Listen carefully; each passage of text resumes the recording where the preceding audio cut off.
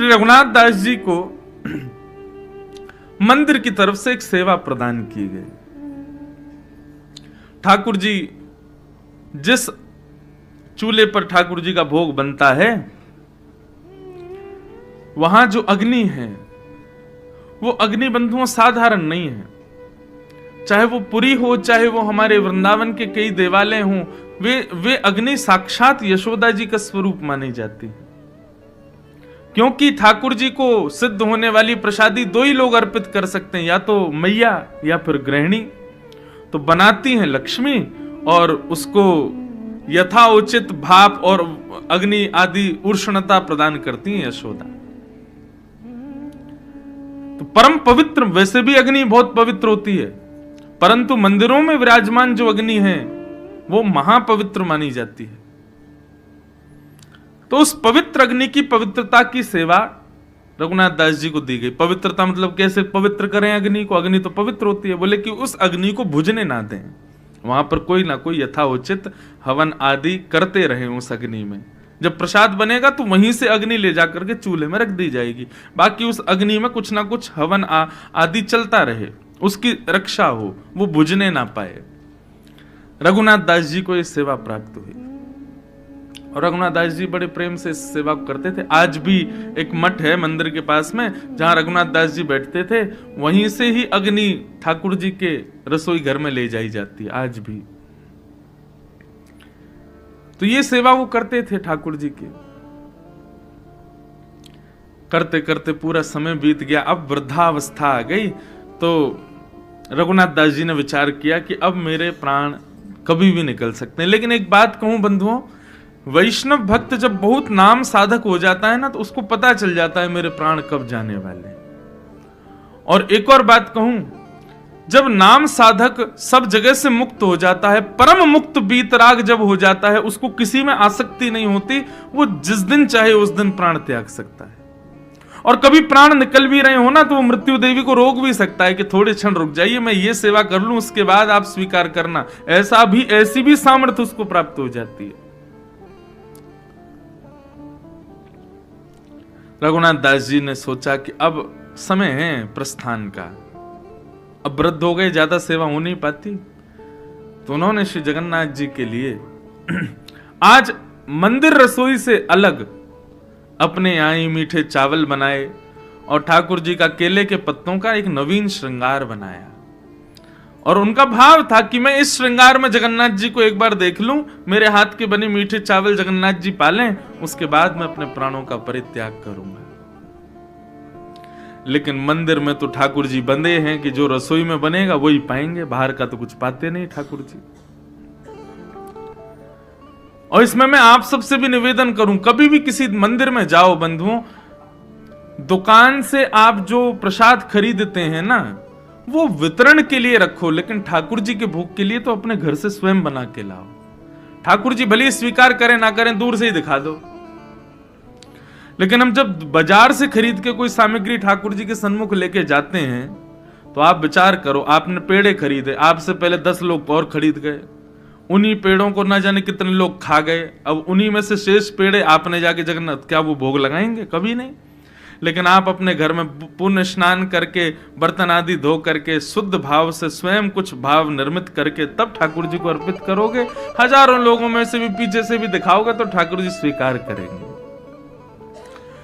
रघुनाथ दास जी को पीछे से दिखाने से संतुष्टि नहीं थी, तो गए पुजारी जी के पास, गए, जाके बोले भोग जगन्नाथ जी को पधरा दीजिए, और ये मैं कुछ श्रृंगार लाया हूं, ये ठाकुर जी को आप धारण कराओ।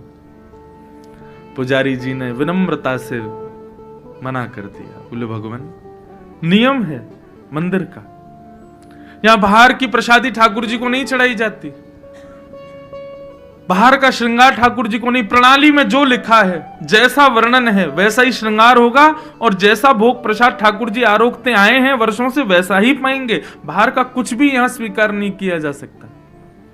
रघुनाथ दास जी बोले हम इतने दिनों से जगन्नाथ जी की पावन पवित्र अग्नि की सेवा कर रहे हैं, हमको इतना सौभाग्य तो मिले कि हमारे हाथ की निर्मित वस्तु कुछ पालें ठाकुर जी। पुजारियों ने कहा आपको सौभाग्य देंगे तो और भी सेवक हैं वो भी आ जाएंगे कि हमको भी तो ये सौभाग्य, हमारे हाथ का भी लगाओ भोग। हमारे हाथ का भी पवाओ ठाकुर जी को, हमारा भी श्रृंगार कराओ। ये पक्षपात हम नहीं कर सकते, क्षमा करें रघुनाथ दास जी, परंतु आपका श्रृंगार और आपका प्रसाद ये ठाकुर जी को नहीं अर्पित हो सकता। वैष्णव का स्वभाव ज्यादा द्वंद्व में नहीं पड़ता, लड़ता नहीं है ज्यादा। रघुनाथ दास जी ने शीश से लगाया, बोले जैसी इच्छा जगन्नाथ जी, और लेकर के चले गए। रात्रि का ठाकुर जी का श्रृंगार हो रहा था, पुष्पों का श्रृंगार, गीत गोविंद पहन करके श्री जगन्नाथ जी बैठे थे। पुजारी जी सब श्रृंगार कर रहे थे, नियम से जो चलता है जगन्नाथ जी का वो चल रहा था। यहां रघुनाथ दास जी थोड़े से क्षुभित तो हो गए, नेत्रों से आंसू तो निकल गए कि मैं चाहता था कि एक बार ठाकुर जी को अपने श्रृंगार में देख लूं, अपने भोग को पधरा दूं, फिर प्राण त्याग दूंगा। लेकिन ठाकुर जी की शायद इसमें मंजूरी नहीं, राजी नहीं। तो उनके जो सेवित राघव जी थे, उनके सन्मुख जाकर के श्रृंगार रख दिया, रोने लगे। बोलो कोई बात नहीं राम जी, आप तो बड़े छोटे से हो, लेकिन ये श्रृंगार जगन्नाथ जी का अब आप ही धारण कर लो। बाहर बैठे श्री रघुनाथ दास जी रुदन करने लगे, तो भीतर श्री ठाकुर जी का बड़ श्रृंगार हो रहा था। जैसे ही शीश का श्रृंगार प्रारंभ किया, सब मालाएं उतर उतर के गिर जाएं, नाक की नतबेसर गिर जाए, सिर के फूल गिर जाएं। जगन्नाथ जी सेवा स्वीकार नहीं कर रहे। कभी भी बंधुओं ठाकुर जी सेवा, जो लोग सेवा करते हैं, श्रृंगार में भोग में कुछ भी अनुचित हो तो उसको अपशगुन मत मानिएगा, उसको ये मानिएगा ठाकुर जी की कुछ इच्छा है। विचार करके पूछो क्या इच्छा है, फिर जो भाव मन में आवे समझना यही ठाकुर जी की इच्छा है। पुजारी जी बोले कहा करें, आज तो जगन्नाथ जी तैयारी नहीं हो रहे, श्रृंगार ही नहीं करा रहे, बार बार पुष्प गिर रहे हैं, बार बार अपना श्रृंगार उतार रहे हैं। श्रृंगार करते करते करते महाराज, आज भी जगन्नाथ जी का नियम नहीं है कितने बजे सोते हैं। कहो तो कभी कभी 11 बजे ही शयन हो जाए, कहो तो 2-2, 3-3 बज जाए, 4 बज जाए सुबह के, नहीं सो रहे। श्रृंगार धारण नहीं किया श्री जगन्नाथ जी ने। सेवा करते करते करते बार बार पुष्प उठा उठा के धरें, बार बार श्रृंगार करें, थक गए पुजारी जी। और कमर पे हाथ धरे धरे पुजारी जी को भी झपकी आने लगी, नींद आने लगी। जगन्नाथ जी क्या करें, आज तो ये सो ही नहीं रहे। बहुत सारे श्रृंगारी सब लगे थे, मुख्य पुजारी जो कि सब नियम से हो रहा है ये देखते रहते हैं, उनको नींद आ गई, बैठे बैठे अंदर ही गर्भगृह में सो गए। जैसे ही गर्भगृह में सोए, सोई जगन्नाथ जी स्वप्न में प्रकट हो गए, रोने लगे। पुजारी जी बोले महाप्रभु क्या हुआ, आप रुदन क्यों कर रहे हो? बोले मुझे भूख लगी है बहुत जोर की। बोले भूख लगी है, इतना भोग तो अभी अभी धराया आपको, प्रेम से आपने इतना भात पाया, खिचड़ी पाई, सब प्रेम से आपने आरोगा है, और नियमानुसार जैसा आपको रोज भूख लगता है वैसा। बोले नहीं, आज मुझे इस भोग से निवृत्ति नहीं हो रही है, मेरी भूख शांत नहीं हो रही है, और आज मुझे श्रृंगार में भी सुख नहीं मिल रहा है। पुजारी जी बोले क्या करें आप बताओ? बोले आज मुझे मंदिर की प्रणालिका से पा रहे प्रसाद की इच्छा नहीं है, आज मुझे प्रणालिका से श्रृंगार की इच्छा नहीं है। आज मेरा मन है कि श्री रघुनाथ दास जी जो भात बना के लाए थे वही भोग लगाओ, और रघुनाथ दास जी जो श्रृंगार लेके आए थे वही श्रृंगार मेरा करो, तभी मुझे सुख मिलेगा। नहीं तो तुम सबको परेशान करूंगा, मैं रात भर नहीं सोऊंगा, और मैं अपनी पे आ गया तो तुम्हारे नियम फियम सब धरे रह जाएंगे, बिल्कुल श्रृंगार नहीं कर पाओगे मेरा। और तुम लोग जैसे ही गर्भगृह से बाहर जाओगे मैं किवाड़ भी बंद कर लूंगा, बंद होके बैठ जाऊंगा भीतर। इसलिए मेरे आगे अपनी जिद मत चलाओ, ये सारे नियम तोड़ो, रघुनाथ दास जी का श्रृंगार और रघुनाथ दास जी का भात लेके आओ, मैं वही पाऊंगा। स्वप्न जैसे ही खुला, रोने लगे पुजारी जी, और मन में विचार किया हम इतने नियम बनाते हैं, इतने नियमों से आपकी वर्षों भर सेवा चलती है, लेकिन आप एक क्षण में सारे नियम तोड़ देते हैं नाथ। तो कभी कभी मन में भाव आता है ठाकुर जी नियम में बंधे नहीं हैं, हमको दिखाते हैं कि देखो मैं नियम में बंधा हूं, तुम्हारे प्रेम में सामर्थ्य हो तो तोड़ के दिखाओ।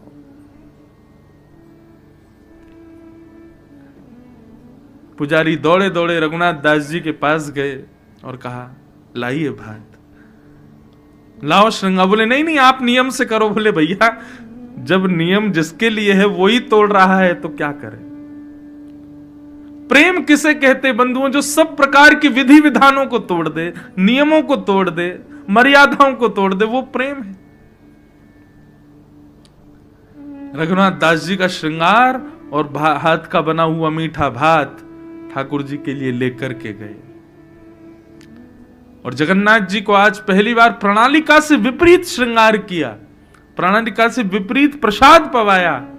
और आज सब पुजारियों को लगे कि श्री जगन्नाथ जी के मुख के अधर का जो मुस्कान है वो इतनी जोर से ऊपर उठ रही है कि आज तो मानो श्री जगन्नाथ जी के नेत्र भी छोटे हो गए। क्यों? गाल ऊपर उठियाए हैं हंसी के मारे, इतने प्रसन्न हो रहे हैं।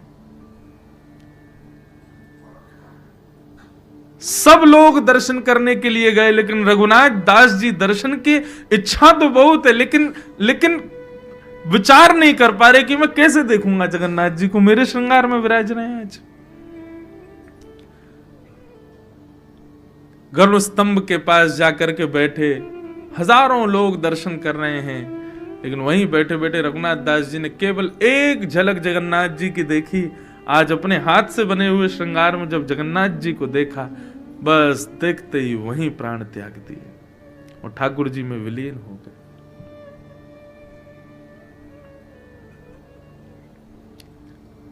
तो मन में भाव आया, ठाकुर जी इतने नियमों में क्यों हैं? वो नियमों में हैं ही इसीलिए कि हमें बता रहे हैं कि तुम्हारे प्रेम में सामर्थ्य है, तुम्हारे भाव में सामर्थ्य है, तुम्हारी भक्ति में सामर्थ्य है, तो इसको लांघ के दिखाओ। वो तो तैयार बैठे लांघने को, लेकिन कोई भक्त वैष्णव आए तो सही ऐसा जिसके भाव को ठाकुर जी स्वीकार करें। भागवत की कथा, गीत गोविंद, गोपी गीत, इतने नियम हम करते हैं, क्यों करते हैं? ताकि हमारा प्रेम उस उत्कृष्ट अवस्था में पहुंच जाए जहां श्री जगन्नाथ जी हमारे लिए नियम तोड़ दें। एक बार एक मान लीला मैं सुनाता हूं कभी कभी कथा में।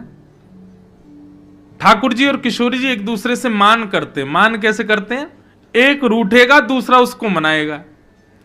और अधिकतर मान लीला में किशोरी जी रूठती हैं, ठाकुर जी मनाते हैं। और ठाकुर जी कैसे मनाते हैं? कभी प्रसाद बना के मनाते हैं, कभी मोर बन के आ जाते हैं फिर मनाते हैं, कभी नाच के मनाते हैं, कभी चरण पकड़ के मनाते हैं। किशोरी जी को जो प्रिय है वो भाव देकर के मनाते हैं।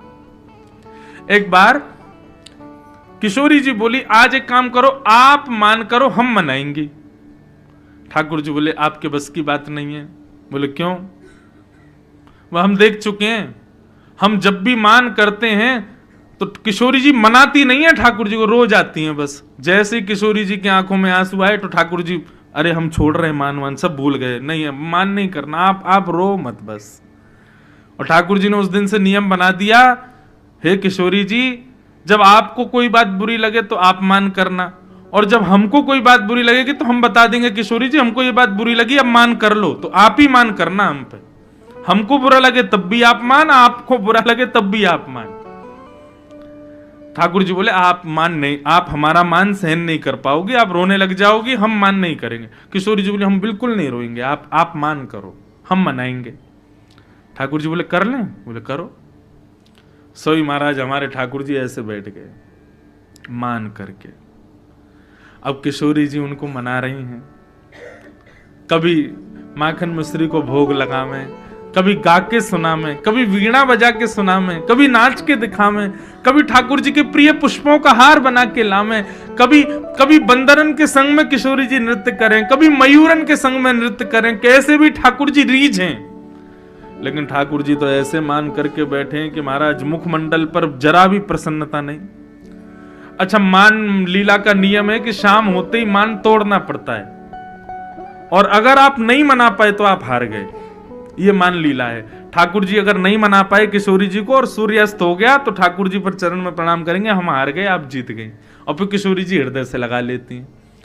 अब शाम जैसे हुई, ठाकुर जी का मान नहीं टूटा तो किशोरी जी बोली, अब तो संध्या है गई, हम हार गए, आप जीते, चलो अब हृदय से लग जाओ, अब यह लीला को यहीं विराम करें। ठाकुर जी बिना हृदय से लगे नंद भवन चले गए। किशोरी जी पीछे पीछे दौड़ रही हैं, अरे मान तो तोड़ो, नियम है हमारा कि मान शाम के बाद नहीं करते। ठाकुर जी बोले ही नहीं, चुपचाप सीधे नंद भवन में। किशोरी जी को रात भर नींद नहीं आई, बोले कि ये क्या हुआ, ठाकुर जी ने मान नहीं तोड़ा। सुबह प्रतीक्षा कर रही हैं कि नंद नंदन आएंगे। नंद नंदन आए, वही माटी के मथोना जैसे बटुआ जैसा मुंह, मुस्कुरा ही नहीं रहे। आकर के फिर बैठ गए। किशोरी जी बोली, अरे आपने सारे नियम तोड़ दिए, शाम होते ही मान तोड़ना चाहिए, आप तोड़ करके नहीं गो, अब आके फिर मान में बैठ गए, अरे बात तो करो। ठाकुर जी कुछ नहीं बोले, मौन मान करके बैठे। किशोरी जी बोली, अच्छा अभी भी मान चल ही रहा है आपका, चलो हम फिर मनाते हैं। फिर मनाया, पूरा दिन लग गया। ठाकुर जी आज फिर नहीं माने और बिना मान तोड़े फिर चले गए। किशोरी जी को इतना विरह हुआ, इतना विरह हुआ। तीसरा दिन प्रारंभ हुआ। आज किशोरी जी बोली, अंतिम प्रयास है हमारा। खूब प्रयास किया। ठाकुर जी तीसरे दिन भी जब नहीं माने तो किशोरी जी से विरह वेदना सही नहीं गई। बोली, इनके सामने रोऊंगी तो बोलेंगे कि आप मनाती नहीं हो, रो जाती हो। तो किशोरी जी एकांत में जाकर के रोदन करने लगी। जैसे विरह अश्रु प्रकट हुए और प्रकट होकर के जैसे पृथ्वी पर गिरा, पूरे वृंदावन की पृथ्वी ऐसे तप गई मानो जैसे जेठ के महीने में 12 सूर्यों ने वृंदावन को तपा दिया हो। किशोरी जी के विरह भाव से पूरा वृंदावन संदग्ध हो गया और वो उष्णता भीतर प्रवेश करके अश्रुबिंदु ने जब भीतर यमुना जी के स्रोत का स्पर्श किया, यमुना जी की संपूर्ण धार गर्म हो गई, भाप उठने लगी। यमुना जी प्रकट हो गई, भैया किसको विरह हो रहा है इतना। दौड़ करके जब गई तो देखा कुंज में श्री किशोरी जी रो रही, हस्त कमल नीचे पधराया, अश्रुबिंदु नीचे नहीं गिरने दे रही। क्यों?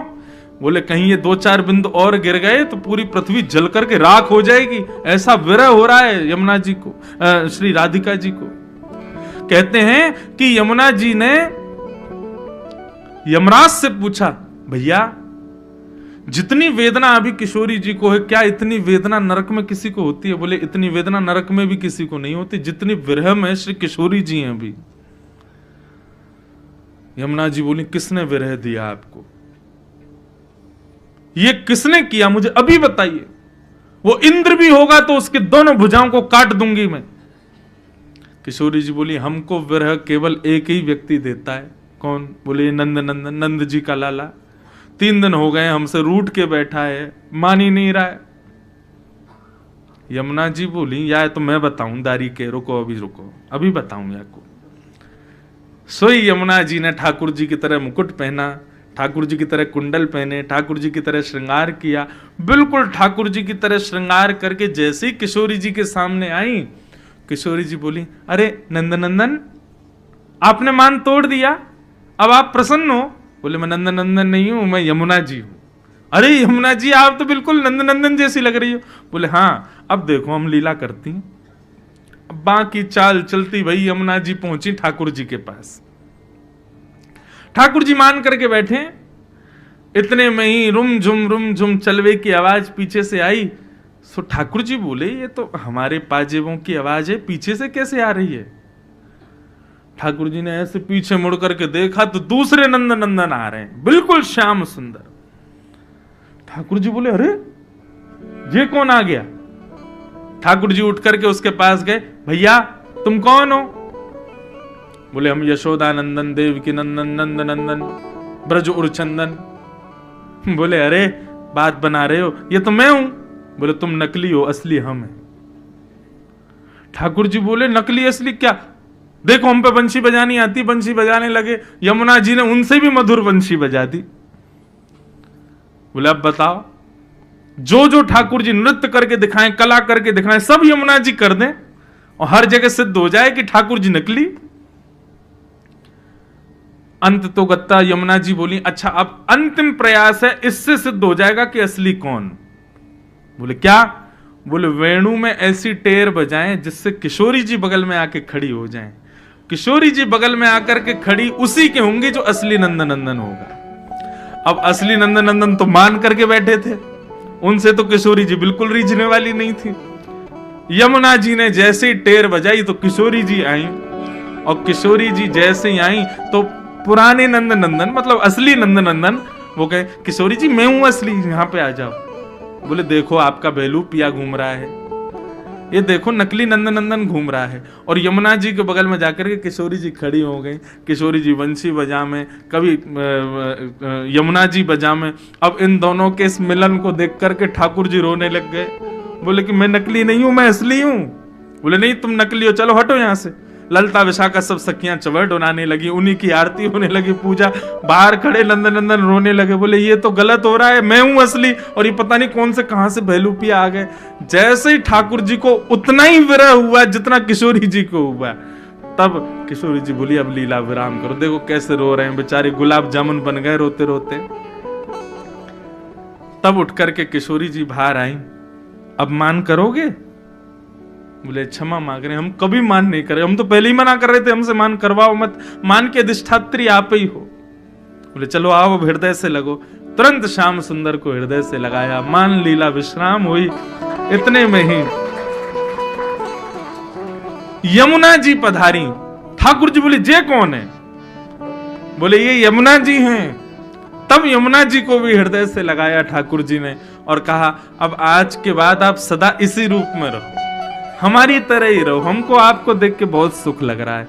तब से हमारे ब्रजमंडल में कहते हैं श्याम सुंदर श्री यमुने महारानी की जय।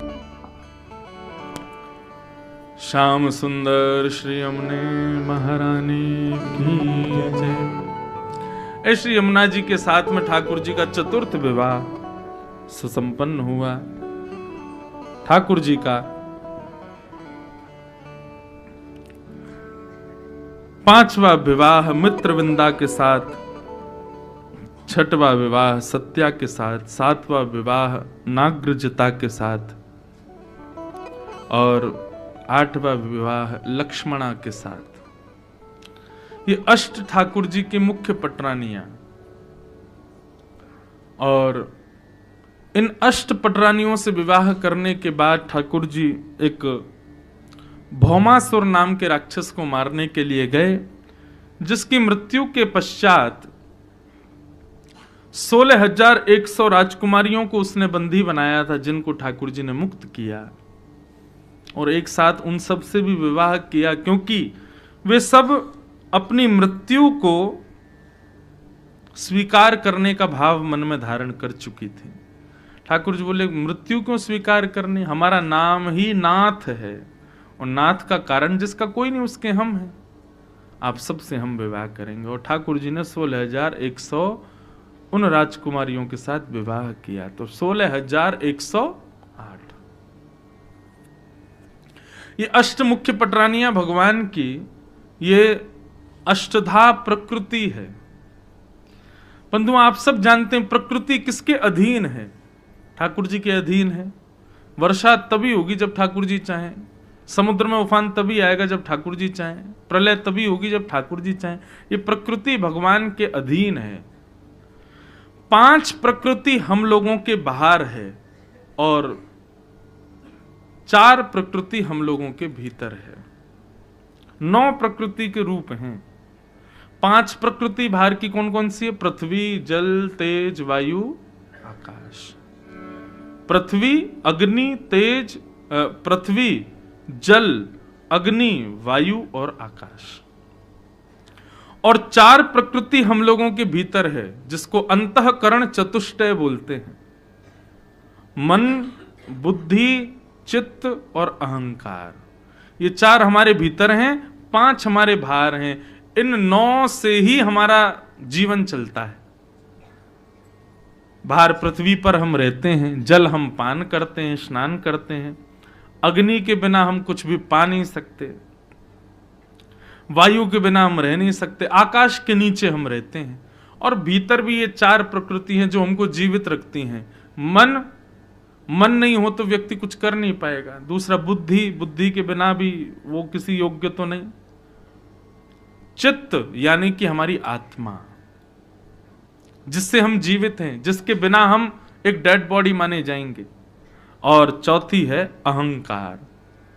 यहां पर अहंकार का मतलब अभिमान नहीं है, यहां पर अहंकार का मतलब सेल्फ कॉन्शियसनेस।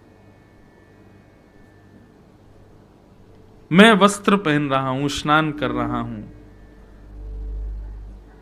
एसी चला के बैठा हूं, हीटर चला के बैठा हूं, इस शरीर को भोजन करा रहा हूं जीवित रखने के लिए, ये एक सूक्ष्म अहंकार है। ये नहीं होगा तो हम जीवित नहीं रह पाएंगे, हम कुछ कर ही नहीं पाएंगे।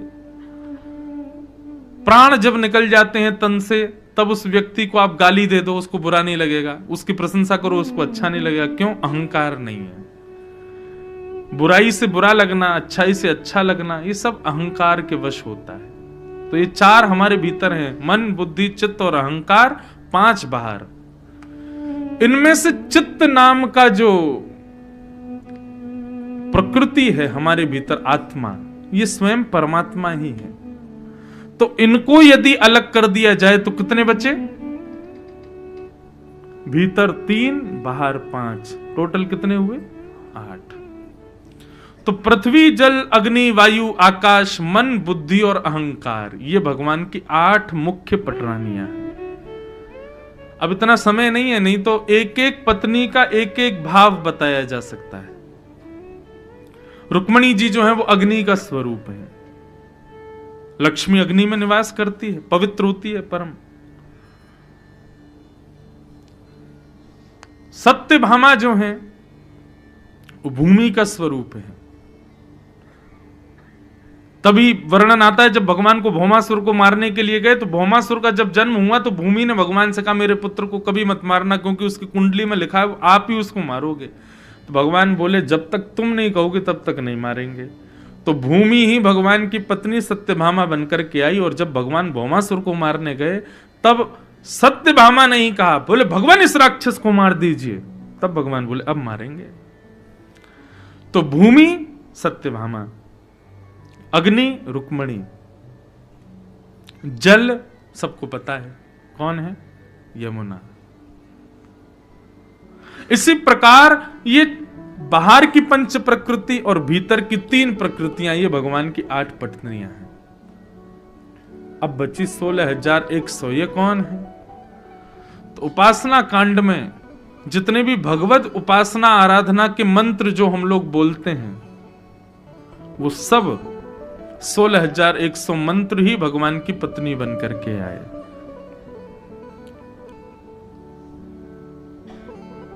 समझ में आई बात?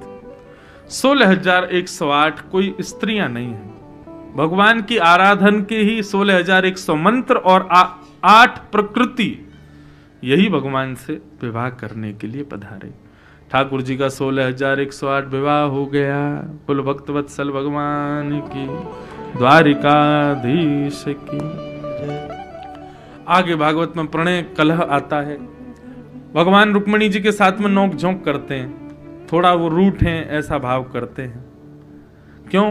कहते हैं कि भैया अति सामीप्य में दोष होता है, सब अच्छा ही अच्छा रहेगा तो ये इसका मतलब ये दोष है, कहीं ना कहीं कुछ बिगड़ना चाहिए। कहीं ना कहीं हम बालक को सुंदर बनाते हैं, फिर काला टीका यहाँ क्यों लगा देते हैं? ज्यादा सुंदर रहेगा तो नजर लग जाएगी, इसलिए एक डटोना धर देते हैं उसको। ठीक वैसे ही सब अच्छा ही अच्छा चले, इसलिए बीच में कभी ना कभी कुछ ना कुछ विपरीत होना चाहिए, जिससे कि उस कार्य को नजर ना लगे। ठीक वैसे ही भगवान कहते हैं विवाह के बाद प्रेम ही प्रेम बना रहेगा तो समझो विवाह उचित नहीं है, केवल व्यवहार मात्र। लड़ाई होनी चाहिए, बीच बीच में थोड़ी नोकझोंक होती रहे, उससे प्रेम बना रहेगा। तो आज ठाकुर जी जानबूझ के मन में विचार, बोले इतने साल हो गए, हमारे पुत्र हो गए, पुत्रों के भी पुत्र हो गए, नाती पोता सब हो गए, ये अभी तक रुक्मणी जी से हमारी लड़ाई नहीं हुई। तो आज ठाकुर जी रुक्मणी जी से लड़ने पहुंच गए जबरदस्ती। रुक्मणी जी पंखा कर रही थी, भगवान बोले तुमने हमसे ब्याह क्यों किया? रुक्मणी जी बोली जब किया था तब तो पूछा नहीं, अब हमारे पुत्रों के भी पुत्र हो गए, हम दादा दादी बन गए, अब पूछ रहे हो ब्याह क्यों किया? अब क्या फायदा इस प्रश्न का? ठाकुर जी बोले तुम्हारे लिए वैसे वो वही बढ़िया था जिससे तुम्हारा ब्याह होने वाला था, शिशुपाल। तुम कहो तो हम तुम्हारा ब्याह करा दें। ऐसे करके भगवान जबरदस्ती रुक्मणी जी को क्रोध दिला रहे थे, लेकिन रुक्मणी जी को क्रोध तो आया नहीं, मूर्छित होकर के गिर गई भगवान की बातें सुन के। ठाकुर जी बोले भैया ये तो उल्टा हो गया, हम तो चाह रहे थे इनको क्रोध आए लेकिन ये तो मूर्छित हो गए। ठाकुर जी ने चतुर्भुज रूप धारण किया, 2 भुजा से रुक्मणी जी को उठाया, 1 भुजा से पानी छिड़काव करने लगे, 1 भुजा से हवा करने लगे, रुक्मणी जी की सेवा करने। रुक्मणी जी को होश आया, ठाकुर जी से कहा कभी भी आपसे विरह हो ऐसा भाव आप मत कहना, हम सह नहीं पाएंगे। तो ठाकुर जी ने यहां पर गृहस्थाश्रमियों को बताया, बोले भैया ज्यादा समीप रहने से प्रेम बहुत ज्यादा हो जाता है, और जब हम किसी के बहुत समीप रहते हैं ना तो उसके अंदर हमको दोष दिखने लग जाता है। इसलिए जिससे भी प्रेम हो एक मध्यस्थता बना करके रखना, उसके ज्यादा समीप मत जाना, नहीं तो दोष दिखेगा। कई लोगों का मन होता है कि हम श्री जगन्नाथ जी को 24 घंटे निहारें। अगर आप निहारोगे तो हम लोग इतने दुष्ट हैं कि हम जगन्नाथ जी में भी दोष देख लेंगे। पति पत्नी विवाह से पहले सब गुण ही गुण दिखते थे एक दूसरे में, लेकिन विवाह के बाद इतने दुर्गुण क्यों दिखने लग जाते हैं? क्यों? क्योंकि अति सामिप्य हो जाता है। और शास्त्र आज्ञा करते हैं अति दूरात अति सामिप्य, इन दोनों में दोष जन्म लेता है। इसलिए मध्यस्थ रहो, ना तो किसी से ज्यादा दूरी बनाओ, ना किसी के ज्यादा समीप रहो, बीच में रहो। और इसी मध्यस्थता को निभाने के लिए ठाकुर जी ने रुक्मणी जी के साथ प्रणय कलह किया।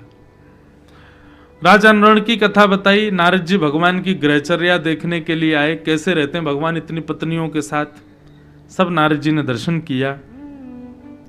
भगवान की दिनचर्या बताई। ठाकुर जी सुबह उठते ही अपना हस्त कमल दर्शन करते हैं और दर्शन करके हस्त कमलों में वैष्णव भक्तों का चिंतन करते हैं। फिर ठाकुर जी के पूरे दिन भर की यहां पर दिनचर्या बताएगी। ठाकुर जी दिनचर्या कैसी रखते हैं? ब्रह्म मुहूर्त में भगवान उठ जाते हैं।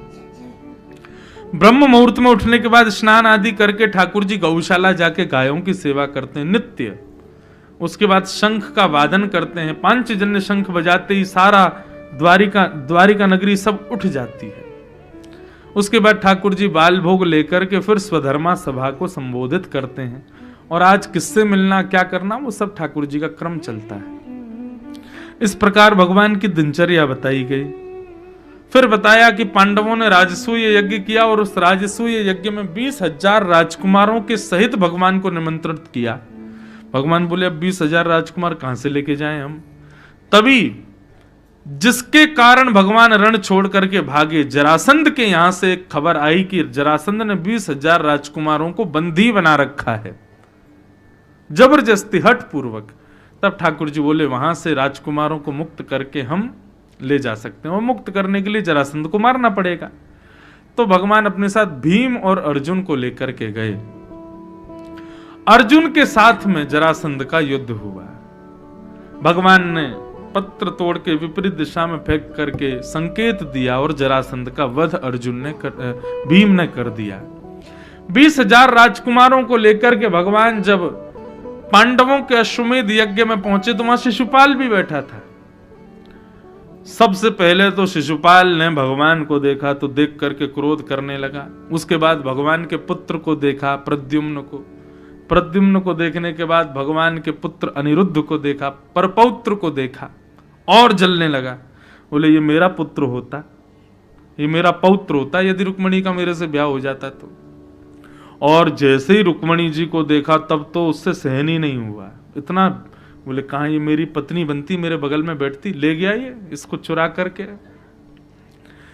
जलने लगा भगवान के पूरे परिवार को देख करके। तब तक तो सब ठीक था, लेकिन जैसे ही भैया अश्वमेध यज्ञ में सबसे पहले पूजा किसकी हो, अग्र पूजा किसकी हो, इसका प्रस्ताव जब रखा गया तब जरासंध के बेटे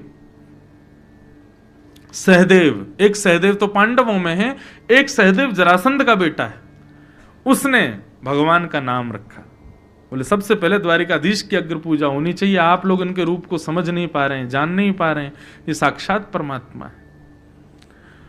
भगवान की अग्र पूजा हो, सबसे पहले पूजा हो, बहुसम्मान भगवान का हो, ये बात सुन करके तो शिशुपाल को और बुरा लगा। मैं जिस सभा में आया उस सभा का सारा मतलब हम सब तारे हो गए, चंद्रमा कृष्ण हो गया। ये बात सुनकर के उसको और बुरा लगा, इतना जलन हो गई उसके हृदय में, गालियां देने लगा भगवान को। 100 गालियों की उसको छूट दे रखी थी भगवान ने। आज 101 गाली पूर्ण होते ही सुदर्शन चक्र ने उसका सर धड़ से अलग कर दिया। भगवान ने सुदर्शन चक्र से आज कल्याण कर दिया शिशुपाल का। फिर सूर्य ग्रहण के समय पर सब ब्रजवासी और यहां से द्वारिकावासी कुरुक्षेत्र गए यज्ञ करने के लिए, ऐसी कथा आती है। और उसी यज्ञ में भगवान को पता चला ब्रजवासी आए हैं, तो सब ब्रजवासियों से मिले भगवान सैकड़ों वर्ष बाद। मधुमंगल, श्रीदामा, तन सुखा, मन सुखा, धन सुखा, अपने सब सखाओं से मिले, यशोदा मैया से मिले, नंद बाबा से मिले, सब ब्रजवासियों से मिलकर के ठाकुर जी ने सबको अपने हृदय से लगाया। और दिनों दिन तक ठाकुर जी ब्रजवासियों के बीच ही बैठे रहे, बात करते रहे।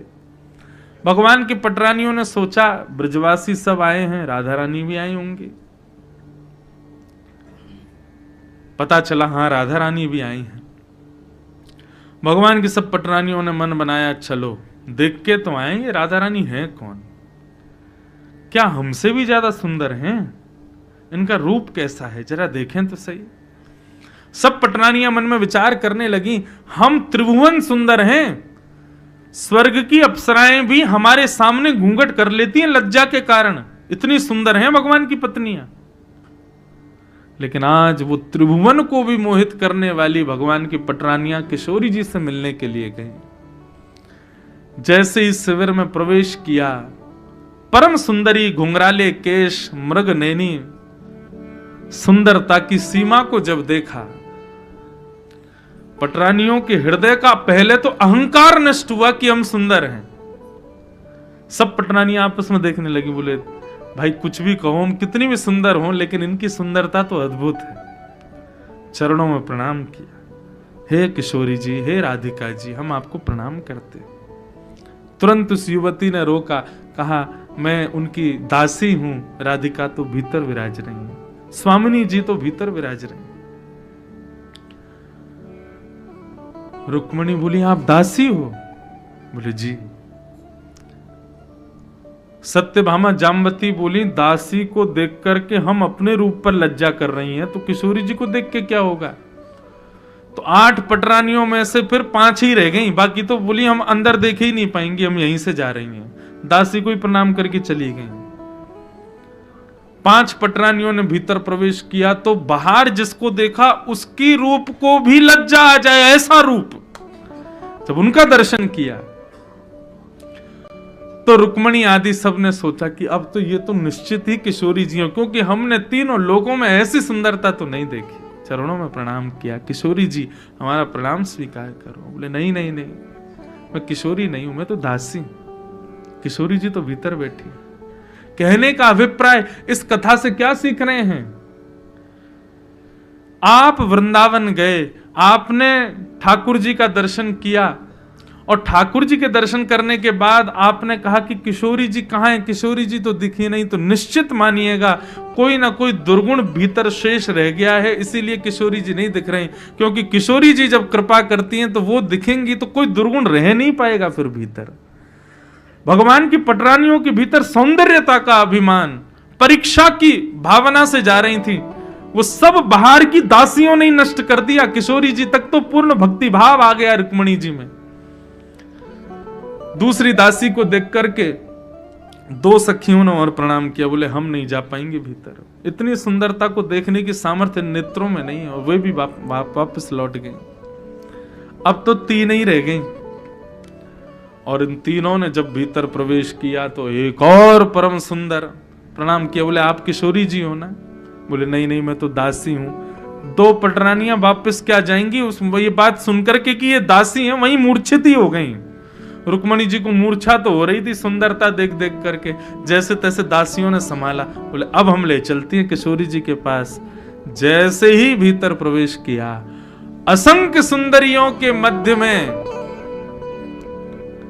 बाकी की संसार की सुंदरता तो सुंदर रूप में दिखती है, लेकिन किशोरी जी को देख करके सौंदर्य का भान नहीं हुआ। सुंदरता की सीमा तो ऐसी कि श्री रुक्मिणी जी के नेत्र ही नहीं खुल पा रहे हैं, लेकिन किशोरी जी को देख करके अपनी भी सुध खो गई रुक्मिणी जी कि मैं कौन हूं। बस राधा राधा राधा, किशोरी जी उसी भाव में निमग्न हो गई, मूर्छा में पड़ गई। किशोरी जी ने जाकर के रुक्मिणी जी को अपनी गोद में लिटाया, और ज्यों-ज्यों रुक्मिणी जी के आंख खोले, जैसे ही उनकी मूर्छा टूटे तो किशोरी जी की गोद में दोबारा किशोरी जी को देखें, फिर मूर्छित हो जाएं, फिर होश में आए, फिर मूर्छित हो जाएं। तब किशोरी जी ने प्रयास किया, बोले ये हमको देखे ही नहीं पाएंगे। तब किशोरी जी ने घूंघट किया, और घूंघट करके तब जब रुक्मिणी जी को होश आया तब उन्होंने संभाला। बोले किशोरी जी घूंघट ऊपर करो। बोले रहने दो, मूर्छित हो जाओगी आप तो ऐसे ही दर्शन करो। ये हमारी श्यामा जू है, ये हमारी लाडली जू है। श्री जगन्नाथ जी में भी ठाकुर जी का जो मुख है ना वो श्याम सुंदर है, लेकिन जो वस्त्र पहनते हैं ठाकुर जी वो भीतर वो किशोरी जी हैं। किशोरी जी सब जगह छुपी विराज रही हैं। क्यों? जहां रुक्मिणी के पास सामर्थ्य नहीं किशोरी जी को देखने की, तो हम कैसे देख सकते हैं उनके रूप को। ऐसी लाडली जू को बारंबार रुक्मिणी जी ने प्रणाम किया, और बस यही प्रार्थना कर रहे हैं,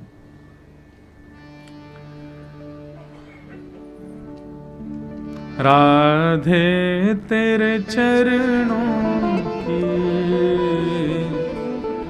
गर धूल जो मिल जाए, सच कहता हूँ मेरी तकदीर बदल जाए। राधे तेरे चरणों की जो मिल जाए, सच कहता हूँ मेरी तकदीर बदल जाए। राधे तेरे चरणों गर धूल जो मिल जाए, सच कहता हूँ मेरी तकदीर बदल जाए। तेरे चरणों की गर धूल जो मिल जाए, सच कहता हूँ मेरी तकदीर बदल जाए। सुनते हैं तेरी रहमत दिन रात बरसती है, सुनते हैं तेरी रहमत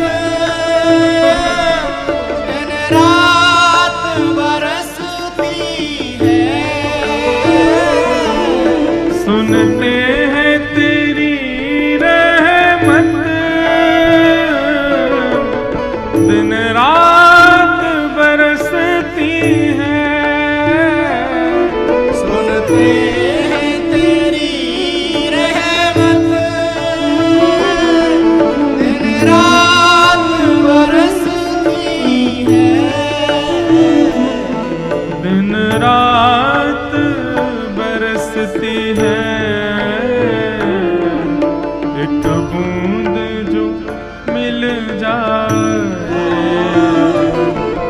दिल की कली खिल जाए, सच कहता हूँ मेरी तकदीर बदल जाए।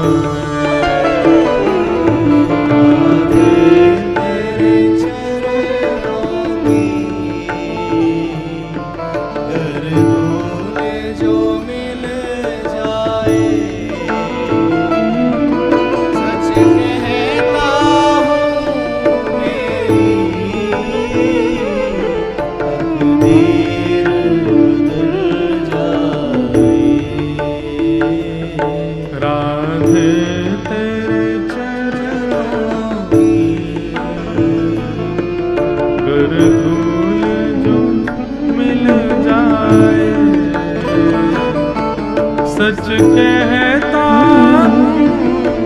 मेरी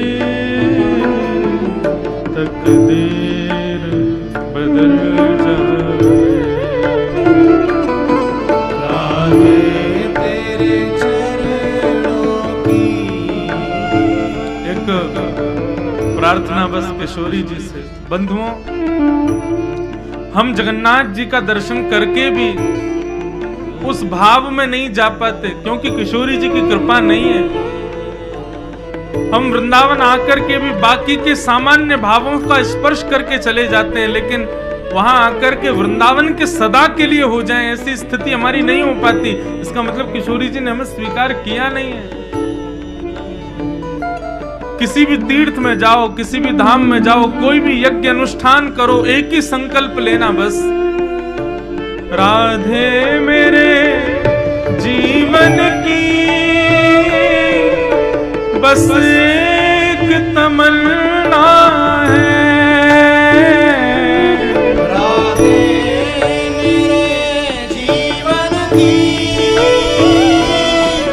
बस एक तमन्ना है। श्यामा मेरे जीवन की बस एक तमन्ना है। श्यामा मेरे जीवन की बस एक तमन्ना है। बस एक तमन्ना है, तुम सामने हो मेरा दम ही निकल जाए। सच कहता हूँ मेरी तकदीर बदल जाए।